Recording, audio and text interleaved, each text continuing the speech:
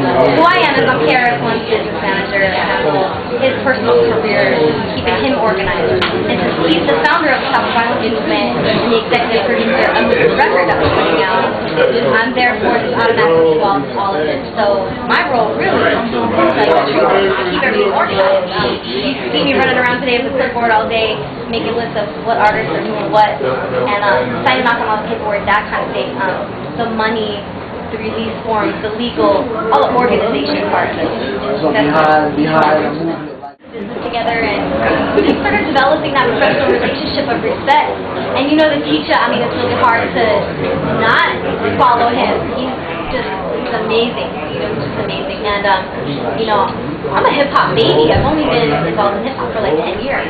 You know, so when KRS put out Criminal Minded, I was 8 years old. So I'm kind of playing that catch-up game, but I'm learning things like that right now at KRS. So really it just came from KRS, and then I volunteered actually for my services to do a bunch of presentations and written work actually for the movement. And developed something else. And his lovely wife, Tee Smif, who has been his manager for the last 17 years, trying to do her own thing. She's actually doing an acronym clothing line. She does a whole philosophy called acronology. She's trying to concentrate on that a little bit more. So I'm stepping in to take care of the business aspect for KRS. And you guys can hear it live in the studio. It's chill. It's like 11 o'clock at night. We're over here. We've been here since like 1 o'clock. We were here yesterday. And that. The 20-year anniversary of the Stop the Violence Movement is coming up, 1989, Self-Destruction came out, and right now that's full circle. It's 20 years, so next year's a huge year for the Stop the Violence Movement. We're talking global tour. You know, we're really ramping it up. This year is fundraising year for the Stop the Violence Movement, for real. We're doing a lot of campaigns. KRS is doing a lot of concerts just for fundraising. He's not putting the money in his pocket. So this whole year we're building up the funds, and then next year in 2009, those funds are going to start getting spent on a lot of different programs. You know, KRS is going to be touring over in Europe, and that's happening next year. So. Like I was telling you, I mean, being 8 years old when some of this stuff started, I didn't really have a chance to be deep involved in it before now, and to tell you the truth, it's an amazing blessing. This has all happened real fast for me, just personally being involved with these people, and to walk into a room with Melly Mel and Grandmaster Kaz in one area, and Tretch is in the other room, and, you know, you got J-Ru hanging out, and, you know, then the whole Buckshot and the Boot Camp Clip crew is in the other room. It's like, for me as a hip-hop fan, to take the business out of it, I kind of have to keep my smile internal sometimes, because you know you have to be real business and everything, but yo, I mean, it's a major blessing, and I don't know, I just feel honored as a young woman that gets to see all of this happening and gets to be a part of really history, and creating peace is really what it's about. So to be in the room with all the people I just mentioned, but also for this particular cause, it's amazing. How many MCs would you estimate? I think we have somewhere 40 to 50 MCs today. When we did this in LA, we had 3 days to do it, and we only did this in 1 day.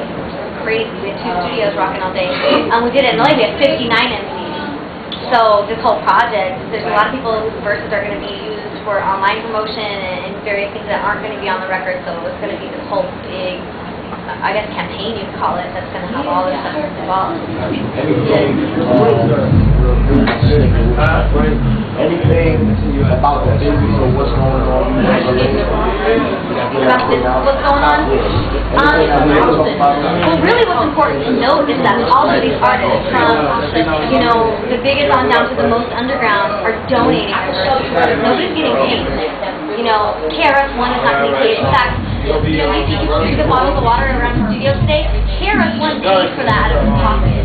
This is not even my own telling you, it's fundraising year of this stuff. You don't have $1 million budget. You don't have the grants yet. This is all very, very grassroots. So I just think it's really important for everybody to know that every single piece of music, lyrics, you know, vocals, songs, rap, anything, is all donated. It's all donated, and it's because people care. They really care about the community. You know, no matter what their lyrics may be in their music themselves, they're really keeping it together and saying, I support this. You know what I mean? Here I am, of course, I come, you know, some people come to the street, I talk about that stuff, but stepping outside of that and saying, I support this movement, and I'm putting my money where my mouth is. STDsites.org, STDsites.org. You can go on there and donate. You can buy t-shirts there. You can buy backpacks there, that type of thing. Yeah. What to close it out, what can people outside of the stop sign do to keep the movement of the stop sign? Like the idea of movement.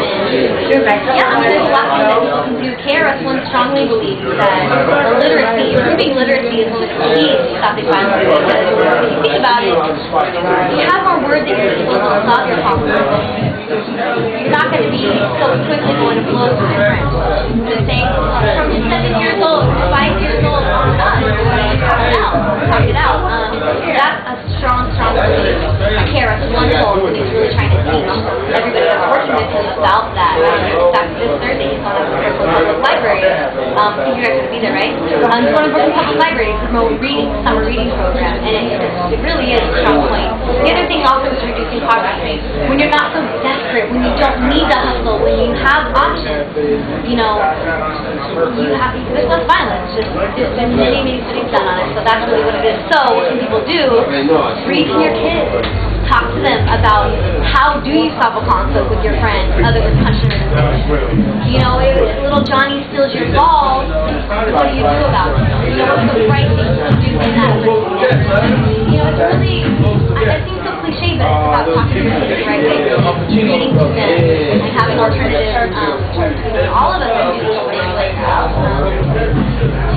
You know, we want to call the kid next to us in traffic, someone's got a name, and we don't, and that's stopping violence right there.